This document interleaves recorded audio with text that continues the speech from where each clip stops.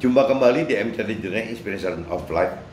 Hari ini coba saya mau sharingkan teman-teman dengan temanya kematian adalah masa transisi dari kehidupan di dunia fana menuju kehidupan ke akhirat yang kekal. Itu kita ambil teman-teman dari kitab Efesus pasal 6 ayat 1 sampai 20 dan kitab 2 Timotius pasal 4 ayat 1 sampai 8. Nah, ini kalau kita artikan teman-teman, jadi kematian itu adalah hal yang pasti teman-teman ya. Tidak mungkin ada satu orang pun yang bisa terhindar dari kematian. Tapi dalam apa ya? Dalam menyikapi gitu kematian ini, banyak orang yang tidak merasa bahwa kematian itu adalah hal yang pasti gitu. Jadi masih banyak orang yang mengharapkan kematian itu tidak pernah akan datang, teman. Masa kematian itu tidak akan datang gitu. Padahal firman sudah ingatkan bahwa yang namanya kematian itu ya firman katakan akan datang pada umur 70-80 tahun, akan datang gitu. Nah, ada juga firman di Perjanjian Lama yang mengatakan bahwa umur maksimal manusia itu 120 tahun. Tetap kan ada batasnya 120 tahun, teman. Jadi entah itu 70 tahun, entah 80 tahun sampai datang 120 tahun. Tapi tetap ada batas maksimal itu 120 tahun, teman-teman. Nah, ini yang kadang-kadang diabaikan, teman-teman. Kalau kita mengacu ke firman yang lebih jelas gitu bahwa umur kita 70-80 tahun. Nah, yang sangat bahaya itu apabila manusia yang sudah mencapai umur 55 tahun, di mana secara dunia juga sudah dinyatakan sudah sepuh gitu, sudah kadaluarsa, mungkin udah separuh kurang efektif gitu. Nah, akhirnya dunia menyatakan bahwa umur 55 tahun itu adalah masa pensiun, teman-teman. Baik itu untuk pemerintahan maupun untuk perusahaan swasta gitu. Ya, masa pensiun. Ada dispensasi dari perusahaan, mungkin juga dari pemerintah, saya nggak ngerti. Tapi kalau di perusahaan ada dispensasi. Apabila jabatan orang tersebut sudah bisa mencapai direksi gitu, fungsi direktur, itu biasanya direktur atau komisaris, biasanya umur pensiun itu diperpanjang, teman-teman. Dan dari 55 bisa ke 60 atau 65 gitu. Tapi jarang sekali, teman-teman, sampai kita dengar bahwa masa pensiun itu diperpanjang lagi sampai 70 80 tahun. Ya mungkin ada, tapi sudah tidak bisa kita hitung, teman-teman. Jadi mungkin yang paling umum itu ya masa pensiun itu umur 55 tahun gitu. Ada mungkin sekian dari 100% itu paling yang menikmati 1% kali, teman-teman. Ya yang bisa menikmati facility di fungsi jabatan sebagai direktur atau komisaris gitu. Nah, itu yang umur pensiunnya yang bisa menambah dari 55 menjadi 60 atau 65. Tapi kalau kita ambil pukul rata-rata 55 tahun, teman-teman. 55 tahun apabila kita percaya Tuhan, itu pribadi Tuhan, dan kita percaya firman Tuhan, ya berarti kita harus percaya, teman-teman, bahwa firman katakan ada umur batas waktu umur itu 70-80 tahun. Nah, kalau 70-80 tahun apabila kita menilik dari umur yang sudah pensiun 55 tahun, itu sisanya kan tinggal 15-25 tahun, teman. 15 tahun apabila kita berumur sampai 70, ya 25 tahun lagi masa kita hidup apabila menunggu umur 80 tahun, teman-teman. Nah, ini yang mestinya kita coba simak, teman-teman. Tapi yang aneh, teman-teman, kenapa banyak orang yang sudah umurnya 55 tahun tapi tidak pernah menghitung, tidak pernah berpikir gitu bahwa umur yang terpanjang itu 70 sampai 80 tahun. Jadi seolah-olah orang dunia itu tidak pernah percaya akan kepastian akan adanya kematian, teman-teman. Ya ini repotnya gitu, teman-teman. Jadi ini kita mesti sadar bahwa kematian itu adalah hal yang pasti yang sudah tidak bisa dihindari lagi gitu. Ya, masa kematian itu kan yang bisa mematikan manusia itu kan Tuhan gitu ya. Ya istilahnya kematian itu ada di tangan Tuhan gitu. Tapi banyak orang dunia yang lebih percaya bukan firman Tuhan, bukan Tuhan, tapi lebih percaya ke mungkin asuransi gitu, teman-teman. Asuransi kematian, asuransi kesehatan, semua polis asuransi itu oleh orang dunia bisa lebih dipercaya daripada pribadi Tuhan maupun firman Tuhan maupun janji-janji Tuhan gitu, teman-teman.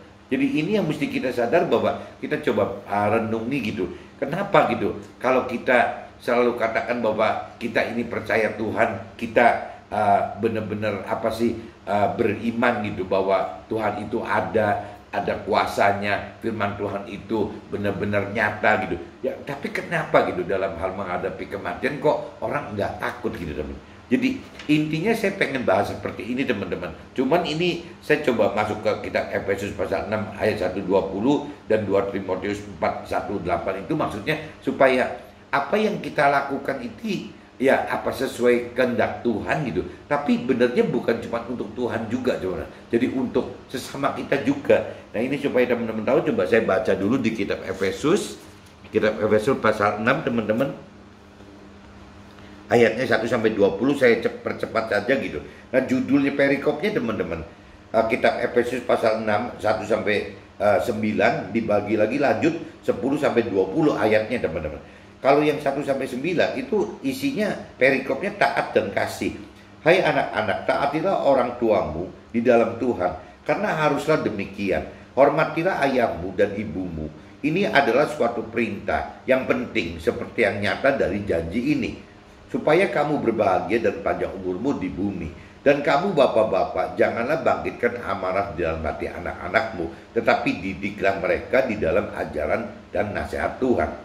Hai hamba-hamba, taatilah Tuhanmu yang di dunia dengan takut dan gentar, dan dengan tulus hati, sama seperti kamu taat kepada Nabi Isa, gitu, kepada firman Tuhan. Jangan hanya di hadapan mereka saja untuk menyenangkan hati orang, tetapi sebagai hamba-hamba Nabi Isa atau pengikut firman Tuhan yang dengan segenap hati melakukan kehendak Allah. Nah ini teman-teman camkan teman-teman ya. Jadi seolah-olah kita respect ke sesama kita itu ya karena memang itu salah satu kehendak Allah teman-teman. Jadi kita mesti merespon itu gitu. Sampai bahkan tadi dikatakan ya harus kita memberitakan kebenaran firman Tuhan pun karena ya itu perintah Tuhan Allah bagi kita untuk sesama kita gitu. Jadi kita nggak bisa egois cuman urusan hidup itu antara kita dengan Tuhan saja. Tapi di sini Tuhan juga ingin kita dilibatkan ke sesama kita teman-teman. Intinya itu teman-teman. Dan yang dengan rela menjalankan pelayanannya seperti orang-orang yang melayani Tuhan dan bukan manusia. Nah ini, jadi kalau kita sampai ada atensi kepada atensi dan melayani sesama kita, ya di ayat 7 ini dinyatakan gitu. Dan yang dengan rela menjalankan pelayanannya seperti orang-orang melayani Tuhan. Jadi jangan dianggap karena melayani manusia itu jadi dibedakan teman-teman. Karena itu balik lagi perintah peraturan Tuhan gitu. Ya Tuhan minta kita melayani menjalankan pelayan untuk sesama kita teman-teman. Jadi sekali lagi dan yang dengan rela menjalankan pelayanannya seperti orang-orang yang melayani Tuhan dan bukan manusia. Kamu tahu bahwa setiap orang, baik hamba maupun orang merdeka, kalau ia telah berbuat sesuatu yang baik, ini akan menerima balasannya dari Tuhan. Dan masalah jadi diingatkan lagi di ayat 8 teman-teman. Kalau kita melakukan kebaikan untuk sesama kita, nanti yang membalas bukan orangnya teman-teman, tapi Tuhan gitu. Tuhan yang membalaskan untuk kita gitu. Dan jadi kita nggak usah ngarep-ngarepin balasan dari orangnya gitu, orang yang kita atau orang yang kita layani. Tapi nanti Tuhan yang akan membalaskan ke kita gitu, atas kita melayani orang tersebut. Dan kamu tuan-tuan, perbuatlah demikian juga terhadap mereka, dan jauhkanlah ancaman. Ingatlah bahwa Tuhan mereka dan Tuhan kamu ada di sorga, dan ia tidak memandang muka, dapat mengadakan perlawanan pada hari yang jahat itu, dan tetap berdiam diri sesudah kamu menyelesaikan segala sesuatu. Jadi berdirilah tegap, berikat pinggangkan kebenaran, dan berbaju jirakan keadilan. Kakimu berkasutkan kerelaan untuk memberitakan firman Tuhan, damai sejahtera dalam segala keadaan. Pergunakanlah perisai iman, sebab dengan perisai itu kamu akan memadamkan sebuah panah api dari si jahat. Dan terimalah ketopong keselamatan dan pedang roh, yaitu firman Allah, dalam segala doa dan permohonan. Berdoalah setiap waktu di dalam roh, dan berjaga-jagalah di dalam doamu itu dengan permohonan yang tak putus-putusnya untuk segala orang kudus. Juga untuk aku, supaya kepadaku, jika aku membuka mulutku, dikaruniakan perkataan yang benar, agar dengan keberanian aku memberitakan rahasia dari firman Tuhan tersebut, yang kulayani sebagai utusan yang dipenjarakan. Berdoalah supaya dengan keberanian aku menyatakannya sebagaimana seharusnya aku berbicara. Ini saya sudah baca di kitab Efesus pasal 6 teman-teman, dari 1 sampai 20. Nah ini saya coba masuk teman-teman ke dalam kitab 2 Timotius teman-teman. Kitab 2 Timotius pasal 4 teman-teman. Ayatnya cuma 1 sampai 8 teman. Judul perikopnya, penuhilah panggilan pelayananmu. Judulnya perikopnya itu teman-teman. Penuhilah panggilan pelayananmu gitu. Di hadapan Allah dan Nabi Isa serta firman Tuhan yang akan menghakim orang hidup dan yang mati, aku berpesan dengan sungguh-sungguh kepadamu demi pernyataannya dan demi kerajaannya. Beritakanlah firman, siap sedialah, baik atau tidak baik waktunya. Nyatakanlah apa yang salah, tegurlah dan nasihatilah dengan segala kesabaran dan pengajaran. Nah ini teman-teman, banyak sekali itu alasan yang sudah umum gitu teman. Alasan yang sudah umum, selalu orang-orang akan katakan memberitakan firman itu nanti gitu. Padahal firman di kitab 2 Timotius pasal 4 ayat yang kedua dikatakan beritakanlah firman, siap sedialah, baik atau tidak baik waktunya. Jadi kalau kita bicara memberitakan firman Tuhan itu, kita nggak usah bingung antara ini tepat nggak tepat waktunya, baik atau nggak baik waktunya gitu teman. Firman katakan untuk memberitakan firman Tuhan itu segera kita lakukan saja, beritakan saja, baik itu dalam situasi kondisi baik atau tidak baik gitu teman. Karena firman Tuhan itu akan membawa kebaikan gitu, meskipun awalnya dianggap tidak baik gitu. Jadi firman Tuhan itu akan meluruskan yang tidak baik itu teman-teman. Jadi kembali lagi diingatkan, beritakanlah firman, siap sedialah, baik atau tidak baik waktunya. Nyatakanlah apa yang salah, tegurlah dan nasihatilah dengan segala kesabaran dan pengajaran. Berarti kan kalau kita mau mengambil langkah menyatakan, kita mau menegur, menasihati, ya semua dasarnya ya dengan sabar dan dengan dasar-dasar firman Tuhan teman-teman. Jangan memberi saran yang tidak ada di firman Tuhan, nanti jadi melaktur gitu. Karena akan datang waktunya, orang tidak dapat lagi menerima ajaran sehat, tetapi mereka akan mengumpulkan guru-guru menurut kehendaknya untuk memuaskan keinginan telinganya gitu. Nah ini juga teman-teman camkan teman, kita jangan masuk ke dalam kategori orang seperti itu gitu. Karena akan datang waktunya, orang tidak dapat lagi menerima ajaran sehat, tetapi mereka akan mengumpulkan guru-guru menurut kehendaknya untuk memuaskan keinginan telinganya.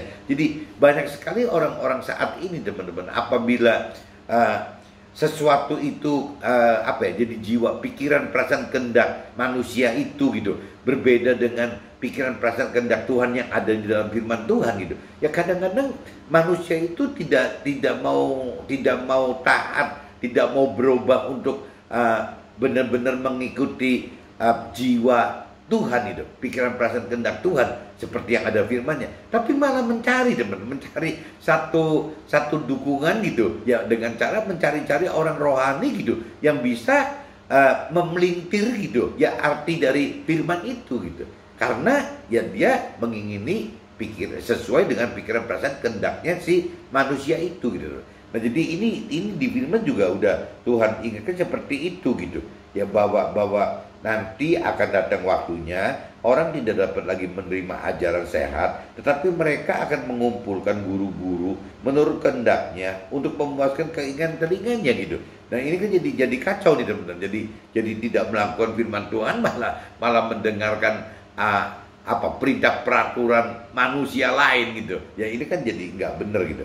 Mereka akan memalingkan telinganya dari kebenaran dan membukanya bagi dongeng. Jadi dia daripada mendengarkan apa yang ditulis perintah peraturan dalam firman Tuhan, ya dia malah lebih senang bikin cerita-cerita baru lagi gitu, yang di luar pikiran, perasaan, kehendaknya Tuhan, yang di luar firman-firman Tuhan gitu. Ya, jadi akhirnya seperti dongeng gitu.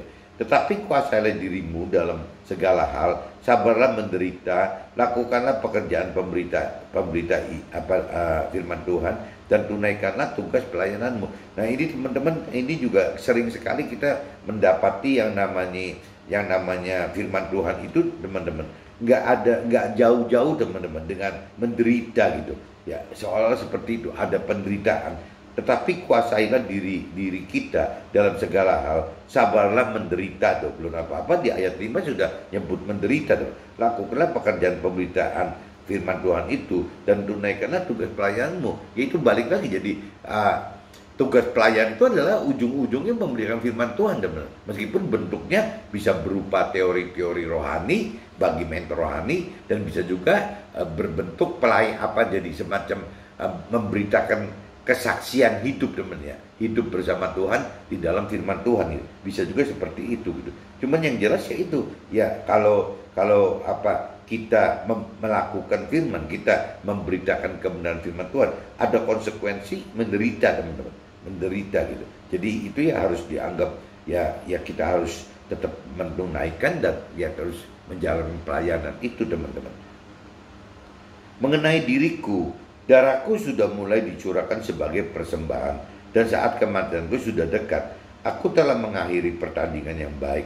Aku telah mencapai garis akhir dan aku telah memelihara iman. Nah ini kembali lagi, teman-teman. Kalau cerita seperti ini kan Nabi Isa atau mungkin Rasul Paulus atau yang lain-lain gitu ya. Ya kalau dia hidup itu benar-benar aku telah mengakhiri pertandingan yang baik. Aku telah mencapai garis akhir dan aku telah memelihara iman. Jadi ceritanya kan benar-benar orang yang benar-benar melakukan firman Tuhan, teman-teman, sampai akhirnya gitu. Nah, di sini kalau yang konyol, teman-teman, yang ada satu mentor rohani yang membahas gitu, yang konyol gitu. Setiap ada acara pemakaman, kematian gitu, penguburan, selalu di situ dicantum, teman-teman. Firman yang ini selalu ada gitu. Ya, selalu ditulis di dalam peti matinya gitu. Ya, aku telah mengakhiri pertandingan yang baik. Aku telah mencapai garis akhir dan aku telah memelihara iman. Nah pertanyaannya gitu, menurut mentor rohani, apakah yang meninggal itu juga melakukan firman Tuhan gitu? Ya kadang-kadang tidak melakukan firman Tuhan apa-apa, cuma ditulisnya begitu, teman-teman.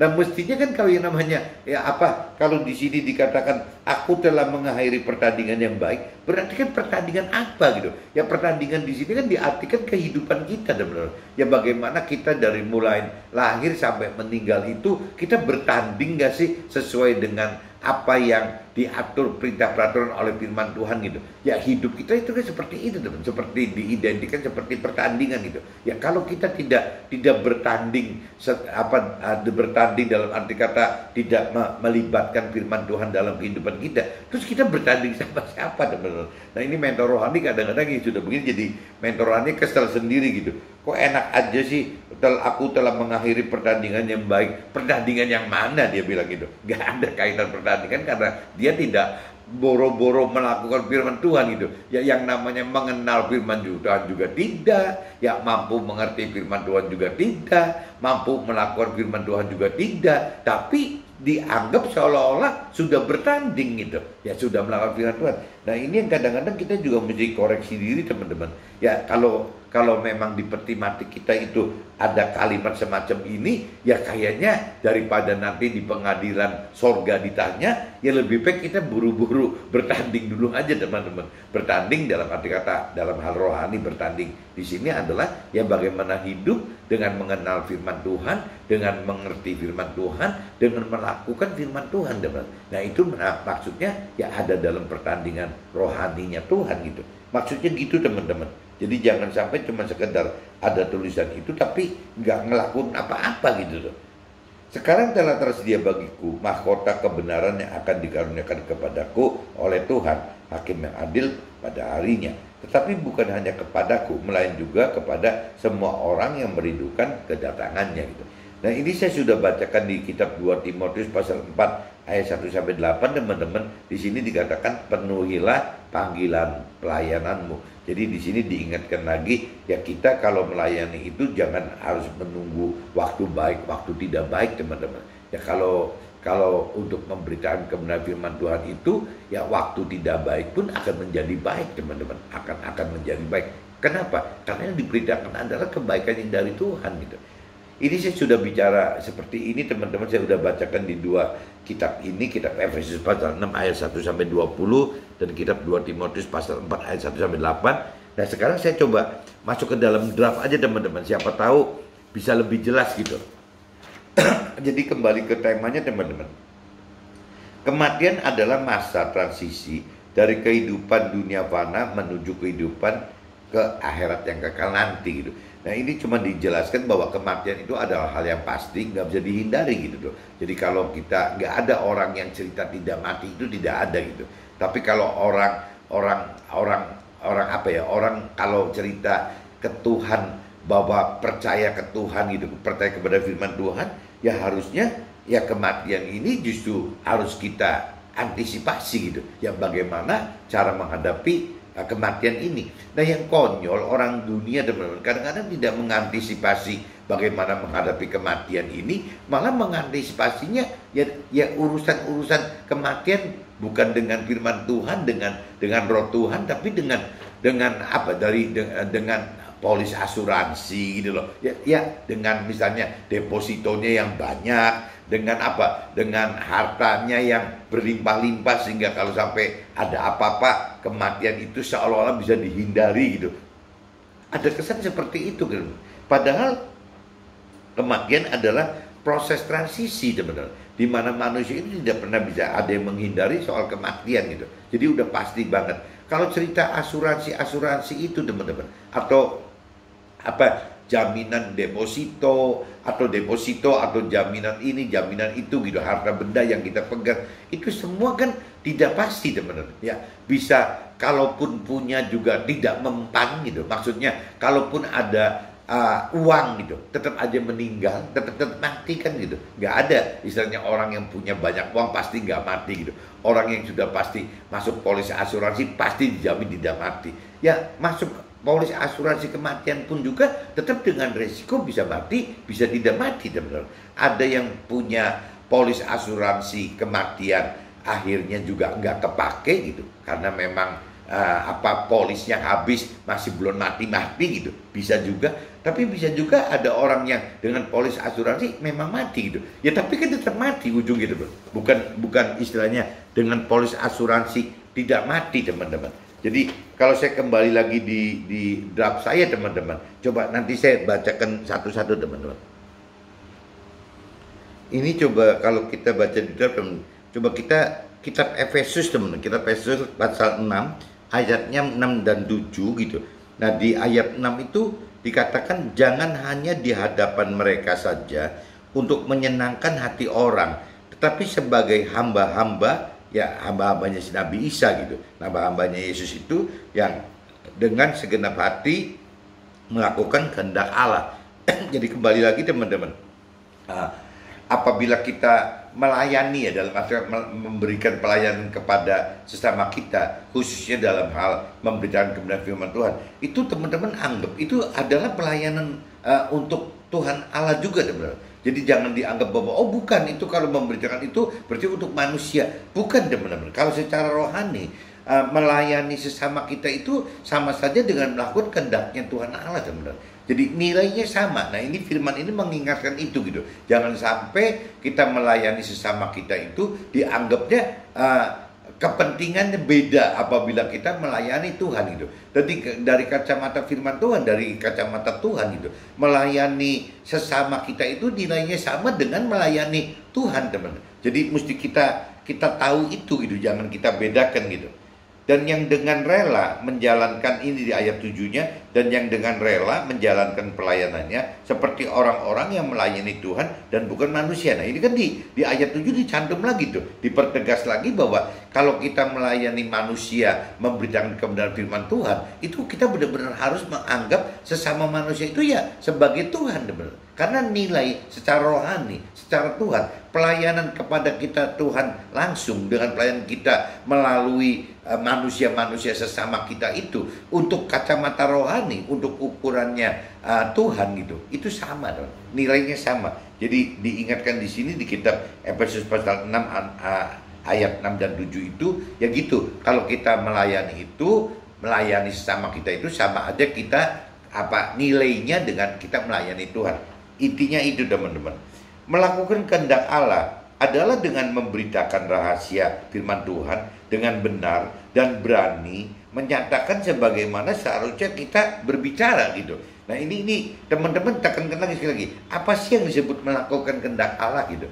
Ya, melakukan kehendak Allah. Melakukan kehendak Allah adalah bagaimana kita memberitakan kebenaran firman Tuhan kepada sesama kita tadi, teman-teman. Jadi pertama di ayat yang di kitab Efesus pasal 6 ayat 6 dan 7 tadi sudah dikatakan bahwa kita kalau melayani sesama kita itu harus benar-benar sekualitas seperti kita melayani Tuhan langsung gitu. Itu yang Tuhan ingatkan. Kedua, apa sih arti dari kehendak Allah gitu? Nah, kehendak Allah adalah bagaimana kita memberitakan kebenaran firman Tuhan gitu. Meskipun terbagi jadi dua, teman-teman. Bagi manusia yang mempunyai talenta mentor rohani, ya pasti memberitakan kebenaran Tuhan dengan cara teori-teori rohaninya, teman-teman, secara formal agamaisnya gitu. Tapi kalau kita yang bukan lahir karena menjadi mentor rohani, karena kita ini hidup di dunia sekuler, di marketplace gitu. Ya contoh saya sebagai pengusaha, teman-teman lain keluarga saya juga pengusaha,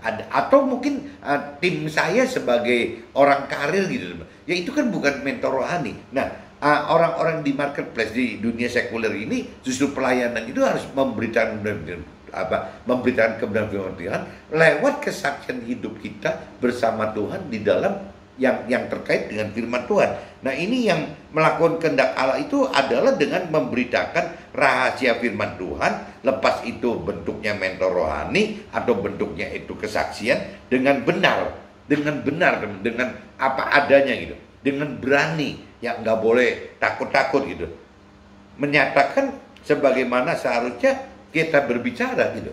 Jadi kita ngomong apa adanya aja, ya nggak bisa ditahan-tahan gitu. Itu yang disebut melakukan kehendak Allah itu seperti itu, teman-teman. Jadi melakukan kehendak Allah itu berarti untuk pribadi kita melakukan firman Tuhan, tapi kita juga harus melakukan kehendak Allah itu. Yang kedua adalah bagaimana mengajarkan atau memberitakan kebenaran firman Tuhan ya kepada sesama kita. Itu ada dua, teman. Jadi melakukan kehendak Allah itu ada dua, melakukan firman untuk diri kita sendiri. Kalau bicara rewardnya gitu, hadiahnya, kalau bicara rohani, kalau kita melakukan firman Tuhan untuk diri kita sendiri, ya kita akan masuk ke dalam menjadi warga surga, teman. Tapi kalau kita bicara mengajarkan atau memberitakan firman Tuhan dari sisi memberitakan teori rohani atau memberitakan lewat kesaksian hidup kita gitu, yaitu nanti berujungnya, teman-teman, bukan hanya berhenti di masuk jadi warga sorga, tapi akan masuk ke dalam timnya Tuhan di dalam kerajaan sorga, teman.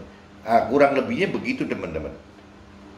Jadi kembali lagi, melakukan kehendak Allah itu ada dua kelas, teman-teman. Satu kelas adalah melakukan firman sendiri, itu kita melakukan firman. Yang keduanya adalah mengajarkan firman, teman, atau memberitakan firman gitu, dengan cara memberikan kesaksian hidup kita bersama Tuhan di dalam firman Tuhan itu. Kitab 2 Timotius pasal 4 ayat 2, teman-teman. Beritakanlah firman, siap sedialah baik atau tidak baik waktunya.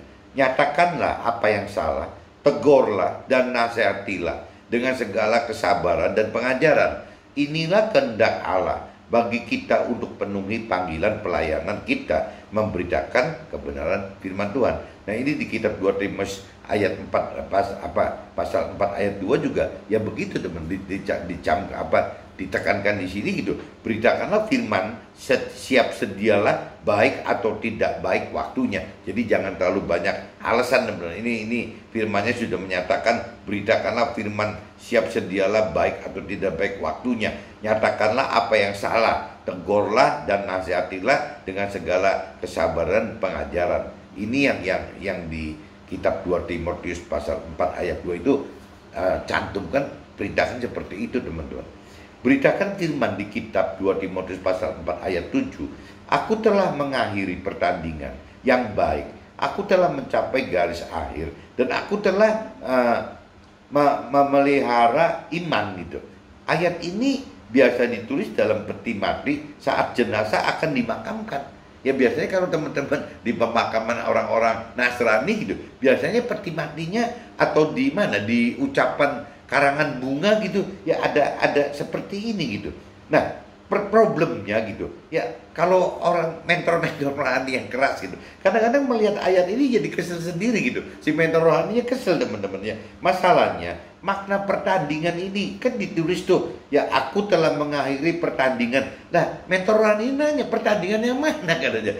Kalau pertandingan dalam arti kata ayat yang ini kan diartikan kan pertandingan itu adalah apa ya, jadi pertandingan ini diartikan apa? Pertandingan dari sisi firman adalah melakukan kehendak Allah gitu, benar. Jadi pertanyaannya, apakah yang meninggal dunia ini sudah melakukan kehendak Allah gitu ya? Apakah yang meninggal ini selain melakukan kehendak Allah juga melakukan hal yang apa nih? Oh, jadi selain melakukan kehendak Allah, maksudnya perintah peraturan kehendak Allah, apakah orang yang meninggal ini melakukan hal yang menyenangkan Allah gitu? Ya, jadi melakukan perintah peraturan firman Tuhan, apakah memang benar yang meninggal ini melakukan itu? Apakah yang meninggal ini melakukan hal-hal yang menyenangkan Allah gitu? Ya, firman tanya seperti itu. Ya, apakah jadi selain melakukan juga harus juga ya menyenangkan hati Tuhan Allah gitu. Nah, waktu melakukan perintah peraturan firman Tuhan dan waktu menyenangkan Tuhan Allah, ya itu yang disebut melakukan firman Tuhan. Melakukan firman Tuhan itu seperti itu gitu. Jadi menyenangkan hati Allah, Tuhan Allah, dan juga ya melakukan perintah dan peraturannya gitu. Yaitu itu namanya melakukan firman Tuhan gitu. Jadi melakukan firman Tuhan itu ada maknanya dua, melakukan perintah peraturan Tuhan dan juga yang menyenangkan hati Tuhan. Itu namanya melakukan ini. Nah, ini disebut pertandingan tuh itu, teman-teman. Jadi kalau mentor rohaninya gemes gregetan itu ya karena itu gitu. Ya, orang tidak melakukan apa-apa, boro-boro melakukan firman Tuhan, boro-boro menyenangkan Tuhan gitu. Ya, mengenal aja tidak gitu. Ya, mengenal tidak. Ya, istilahnya paling berkeyakinan. Ya, meskipun balik lagi kalau disebut tidak mengenal pun bukan berarti jaminnya tidak beragama loh. Mungkin sudah beragama. Kalau bagi Nasrani mungkin sudah dibaptis, ya sudah terima Tuhan secara formal gitu dengan di Islam gitu kan. Nah, seolah-olah kalau sudah kondisi begitu pun ya tetap kalau orang itu tidak mau dengan sendirinya mengenal Tuhan lebih dalam lewat pengenalan firman-firman Tuhan, ya juga tidak akan mengenal, teman. Ya kalau tidak ada kemauan, ya tidak akan mengenal. Bahkan kalau cuma kemauan, tidak ada kemampuan mengerti, tidak ada kemampuan melakukan firman Tuhan. Ya oleh karena kurang mengenal firman Tuhan, bahwa di dalam firman Tuhan ternyata dicantumkan di situ apabila ingin melakukan firman Tuhan, ya apabila ingin mengerti firman Tuhan, ya harus dirinya sendiri harus benar-benar berpikir bahwa memiliki 3 unsur yang bukan seperti orang dunia anut, teman-teman. Jadi harus ada tubuh jiwa, itu orang dunia, tapi orang rohani itu tubuh jiwa roh. Nah, setelah mengenal bahwa di dalam manusia itu ada unsur roh, nah roh ini yang baru disambung lagi dapat pengertian adalah tempat tinggal roh Tuhan di dalam manusia itu. Roh Tuhan akan tinggal di dalam rohnya manusia gitu. Nah, roh Tuhan ini, teman-teman, yang membuat kita mampu mengerti dan mampu melakukan firman Tuhan, teman-teman. Jadi kunci balik lagi yang disebut pertandingan itu ya harus seperti itu, teman-teman. Jadi jangan sampai cuman karena tidak kenal atau ngaku kenal gitu. Padahal ya cuman yakin, mungkin bukan kenal kali ya tahu gitu. Tahu bahwa ada Tuhan, bahwa ada firman Tuhan, itu tahu. Tapi yang Tuhan maksud di sini kan bukan cuma sekedar tahu, teman-teman. Kalau tahu itu ya dia tidak mengenal gitu ya. Kalau tidak mengenal ya pasti tidak mampu melakukan gitu. Jadi kuncinya yang terakhir itu harus melakukan firman Tuhan. Dan melakukan firman Tuhan adalah ya melakukan perintah peraturan Tuhan dan juga ya menyenangkan hati Tuhan, teman-teman. 2 hal itu melakukan firman Tuhan itu.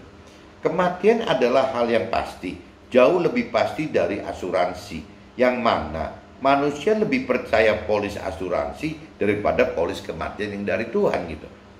Tidak ada sejarah manusia dapat terhindar dari mati, tapi banyak cerita polis asuransi pada akhirnya termanfaatkan ya karena memang meninggal mati sebelum asuransinya deadline gitu ya. Tapi bisa juga sampai asuransinya deadline ya tetap belum mati, teman. Berarti tidak termanfaatkan gitu. Nah, cuman kalau bicara asuransi kan begitu, teman. Ada bisa termanfaatkan, ya bisa tidak termanfaatkan, bisa terjadi polis itu cair atau tidak cair gitu. Tapi kalau bicara kematian, teman, kematian itu bukan seperti polis asuransi. Kematian itu sudah sesuatu hal yang udah pasti, teman hadapi. Nah, problemnya teman-teman, apabila kita membahas soal kematian, apa sih gunanya kita mesti sebelum mati gitu, sebelum meninggal gitu. Kematian itu kan hal yang udah pasti. Kalaupun sampai hari ini Tuhan belum tentukan bahwa kita ini mati, ya kita kan masih hidup. Nah, problemnya sekarang kita hidup untuk menuju satu titik kematian. Terus apa yang kita mau perbuat gitu? Ya, sampai mencapai titik kematian itu apa yang harus kita perbuat? Apakah kita seolah-olah hanya menunggu sampai kematian tubuh dan jiwa kita itu datang, ya akhirnya mati gitu. Nah, orang dunia, teman-teman, orang yang keyakinan, orang yang tidak mengerti akan firman Tuhan, orang yang tidak melakukan firman Tuhan, pola pikirnya pasti begitu. Padahal orang itu sudah beragama, teman-teman, bukan nggak tahu gitu, ya bahwa dia itu sudah beragama, dia itu sudah dibaptis gitu kan. Tapi tetap dalam arti kata, ya kenapa bukannya berarti mumpung belum mati itu bagaimana melengkapi apa yang Tuhan peraturkan supaya sebelum mati kita mesti menghadapi pertandingan demi keselamatan kita di akhirat tadi kan, yang dikatakan di kitab firman 2 Timotius pasal 4 ayat 7 tadi gitu.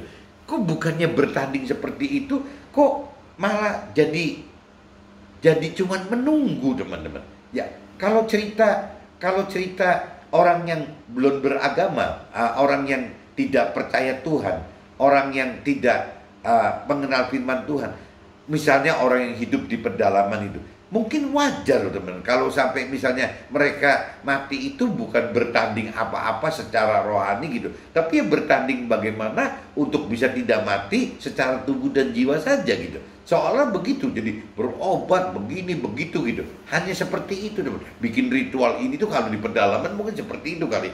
Ya, korbanin ini, korbanin itu gitu. Nah, cuman kalau bicara orang yang sudah mau mengenal firman Tuhan, mau mengenal Tuhan gitu, yang benar gitu. Ya, mestinya kan tidak cuman mau mengenal Tuhan dan mengenal firman Tuhan saja, tapi kan harus ditindaklanjuti dengan ya bagaimana gitu ya pengenalan Tuhan dan firman Tuhan itu kalau tidak diteruskan dengan membaca firman-firman Tuhan. Apa sih perintah peraturan firman Tuhan gitu? Kalau sampai tidak mengerti akan perintah peraturan firman Tuhan, terus mau bagaimana, teman? Ya mau disebut mengenal Tuhan itu bagaimana gitu? Ya kan harus mengenal Tuhan itu ya harus sampai ke titik itu, minimal mau membaca firman Tuhan. Nah, waktu sudah mau gitu, mau itu kan urusan pribadi manusia gitu, mau nggak mau. Tuhan juga nggak bisa paksakan manusia, karena manusia itu kan punya kehendak bebas gitu. Tuhan memang ciptakan manusia bukan robot sehingga dikasih kehendak bebas. Nah, berarti soal kemauan itu adalah kehendak bebas dari si manusianya sendiri. Nah, manusia sendiri ini yang mesti mesti sadar bahwa dia mau nggak gitu untuk mengenal Tuhan lebih dalam, juga mau mengenal firman Tuhan lebih dalam. Nah, apabila mau mengenal Tuhan dan mengenal firman lebih dalam, tidak ada cara lain, teman-teman, bagaimana kita mempelajari firman Tuhan itu. Jadi bagaimana kita membaca ayat-ayat firman Tuhan, bagaimana kita men-sharingkan firman Tuhan dengan teman rohani kita, dengan mentor rohani kita, bagaimana kita mendengarkan khotbah-khotbah tentang firman Tuhan, bagaimana kita ya segala macam, teman-teman. Ya mungkin bisa juga membaca buku-buku rohani mungkin gitu. Ya otomatis salah satunya juga dengan ikut aktif di tempat ibadah gitu, ikut liturginya ibadah. Jadi akhirnya semua itu kan untuk bisa mendengarkan firman Tuhan lebih dalam, teman. Tapi kalau bicara kita sudah mendengar firman Tuhan lebih dalam, di situ kan semoga kita bisa tahu bahwa di dalam manusia itu, bagi orang yang sudah mengenal firman Tuhan gitu, sudah mengenal firman Tuhan, ya minimal sudah tahu bahwa di dalam manusia rohani itu bukan cuma seperti orang dunia atau orang keyakinan yang menganggap bahwa kita ini terdiri tubuh dan jiwa saja, tapi kan ada tubuh, jiwa, dan roh. Nah, dari pengenalan akan firman Tuhan itu lahir pengenalan bahwa di dalam manusia itu ada tubuh, jiwa, roh gitu. Nah, nanti dipelajari lebih dalam lagi bahwa di dalam kita ini ada roh. Roh itu adalah tempatnya roh Tuhan. Nah, mulai nyambung gitu. Nah, waktu kira-kira sudah mengerti bahwa di dalam kita ini, di dalam roh kita ini ada roh Tuhan, di mana roh Tuhan itu akan hidup apabila kita hidupkan dalam keseharian hidup kita sehari-hari. Nah, mulai lebih mengenal lagi, teman. Nah, akhirnya mereka yang mengenal ini akan satu titik yang akan mengerti bahwa tanpa menghidupkan roh Tuhan di dalam kehidupan kita, tidak mungkin kita mampu mengerti firman Tuhan, teman. Dari pikiran perasaan kehendaknya Tuhan gitu. Yang bahaya itu kan kalau mengerti firman Tuhan dari pikiran perasaan kehendak kita sendiri, dari kehendak manusia sendiri, itu yang bahaya, teman. Jadi mampu mengerti firman Tuhan itu adalah mampu mengerti firman Tuhan dari pikiran perasaan kehendak Tuhan ya. Itu namanya mampu mengerti, teman. Nah, kalau di bahasa rohani ya itu disebutnya rema, teman. Ada dorongan rema. Jadi bagaimana si firman itu hidup di hati kita gitu. Karena oleh dorongannya roh Tuhan tadi gitu. Tapi kalau seandainya roh Tuhan tidak hidup di dalam kita, firman itu hanya bentuknya logos, teman. Bukan rema. Akhirnya cuma tertulis, akhirnya cuma baku, akhirnya cuma teori, akhirnya cuma hukum gitu. Ya cuma begitu aja gitu, teman. Beda dengan rema gitu. Nah, yang bisa membuat firman Tuhan itu hidup menjadi rema adalah ya roh Tuhan tadi, teman. Nah, apabila si firman Tuhan ini sudah hidup gitu menjadi rema karena oleh roh Tuhan, ya otomatis kita jadi mampu mengerti, teman, mampu mengerti firman Tuhan dari pikiran perasaan kehendaknya Tuhan. Nah, ini yang nanti akan berlanjut, teman-teman, sehingga kita mampu melakukan firman Tuhan karena roh Tuhan juga gitu. Karena ada roh Tuhan, makanya kita mampu melakukan firman Tuhan. Jadi fungsi roh Tuhan di sini ada dua, teman-teman. Bagaimana memberi kemampuan untuk mengerti firman Tuhan dari pikiran perasaan kehendak Tuhan, dan juga memberi kemampuan untuk mampu melakukan firman Tuhan, teman. Karena ada kekuatan kuasa dari roh Tuhan yang membantu kita gitu. Kekuatan supranatural Tuhan yang ada di dalam Tuhan diberikan kepada kita untuk mampu mengerjakan itu. Tanpa ada roh Tuhan, tanpa ada roh kudus, tanpa ada roh kebenaran, tanpa ada nur, orang Islam katakan, orang Muslim katakan, ya rasanya susah, teman, untuk bisa mampu mengerti firman Tuhan ya susah, ya untuk mampu melakukan firman Tuhan juga susah, gak gampang gitu, teman. Jadi kembali lagi ya untuk bisa mengerti firman Tuhan dan melakukan firman Tuhan ya harus ada roh Tuhan di dalam kita, teman. Nah, kalau kita sudah seperti itu, teman-teman, kita baru bisa mikir bahwa mumpung kita belum mati, apa yang kita mesti perbuat gitu, teman ya. Berarti minimal kan bagaimana mencari keselamatan untuk diri kita sendiri, teman-teman. Ya, untuk melakukan untuk mendapatkan keselamatan akhirat bagi diri kita sendiri, ya minimal kita harus melakukan firman Tuhan, teman-teman. Harus melakukan firman Tuhan gitu. Kalau tidak, ya kita tidak akan mendapatkan keselamatan akhirat gitu. Kita tidak akan masuk ke dalam sorga. Tapi begitu kita sudah lebih dewasa gitu, sebelum kita mati, kita sudah keburu bisa dewasa rohaninya gitu. Ya kita akan mulai mengenal, teman-teman, bahwa yang namanya yang Tuhan kehendaki itu ternyata bukan cuma bagaimana kita melakukan firman Tuhan, tapi Tuhan juga menghendaki kita bagaimana mengajarkan firman Tuhan, teman. Ada dua, teman. Jadi mengajarkan itu nanti di dalam mengajarkan itu kan terbagi lagi, teman. Ada mengajarkan yang memang punya talenta menjadi mentor rohani, tapi juga ada yang mengajarkan dalam bentuk ya hanya memberitakan kebenaran firman Tuhan melalui kesaksian-kesaksian hidup kita sendiri di dalam bersama Tuhan dan di dalam jalur firman Tuhan, teman. Nah, itu yang Tuhan sebut mengajarkan itu, teman-teman. Bagi orang Indonesia sekuler di marketplace, mengajarkan itu seperti itu, teman. Memberitakan kebenaran firman Tuhan lewat kesaksian hidup bersama Tuhan di dalam firman Tuhan. Nah, itu sudah namanya memberitakan firman Tuhan dan mengajarkan firman Tuhan. Nah, bedanya apa gitu? Ya, ada dua kan, bagaimana kita melakukan firman Tuhan berarti kita mendapat keselamatan akhirat di dalam surga sebagai warga surga gitu. Ya berarti dapat keselamatan akhirat. Tapi apabila kita mengajarkan firman Tuhan atau memberitakan kesaksian firman Tuhan melalui hidup kita bersama Tuhan dan dalam firman Tuhan, ya itu akan bukan masuk ke dalam surga hanya menjadi warga surga, teman-teman. Tapi Tuhan pengen kita menjadi timnya Tuhan di dalam kerajaan surga itu, teman-teman. Ya, jadi benar-benar timnya Tuhan, anggota dari keluarganya Tuhan gitu. Bukan cuma sekedar orang yang masuk ke dalam surga. Kalau kategori orang yang masuk ke dalam surga kan bukan cuman pelaku-pelaku firman Tuhan saja, teman-teman. Banyak manusia yang hidupnya tidak sempat untuk mengenal firman Tuhan, tidak sempat melakukan firman Tuhan, teman-teman. Jadi diadili dan dihukum gitu dengan sistem-sistem ya perbuatannya si orang-orang tersebut, teman-teman. Ya, Tuhan kan maha adil, teman-teman. Jadi tidak mungkin orang-orang yang baik itu tidak masuk surga. Orang baik pun masuk surga, teman-teman. Orang-orang baik bukan cuma orang yang hanya contoh orang di pedalaman tidak bisa menyebut Tuhan Allah gitu. Beda dengan orang Nasrani atau orang Muslim yang bisa menyebut Tuhan Allah gitu. Tapi tetap aja, teman-teman, Tuhan maha adil. Jadi waktu di pedalaman pun ya ada penghukuman yang lebih khusus dari Tuhan yang Tuhan mungkin bukan berpacu, bukan beracuan dari firman Tuhan, tapi beracuan dari perbuatan mereka, teman. Nah, mereka ini juga bisa masuk ke dalam surga, teman, bukan tidak bisa gitu. Orang-orang baik ini tidak mungkin Tuhan tidak tabung dalam surga, pasti akan tabung dalam surga. Cuman ya kembali lagi, teman-teman, sebagai warga surga yang biasa, teman-teman. Nah, ini yang kembali lagi, kalau orang-orang yang sudah mengerti akan firman Tuhan, melakukan firman Tuhan hanya untuk pribadi sendiri, ya masuknya ke kelompok itu, teman-teman. Masuk ke dalam kelompok warga surga bersama dengan mereka itu. Nah, yang Tuhan sayangkan itu kan sebenarnya kita kan ada hak khusus gitu, ada privilege untuk orang yang sudah mengerti akan firman Tuhan itu, ada hak khusus untuk bisa menjadi keluarga Tuhan, bukan cuma warga surga aja gitu. Nah, ini yang Tuhan maksud, kita harus uber, teman-teman, harus uber ini gitu. Bagaimana kita tidak berhenti cuma melakukan firman Tuhan, tapi kita juga memberitakan firman Tuhan, mengajarkan firman Tuhan.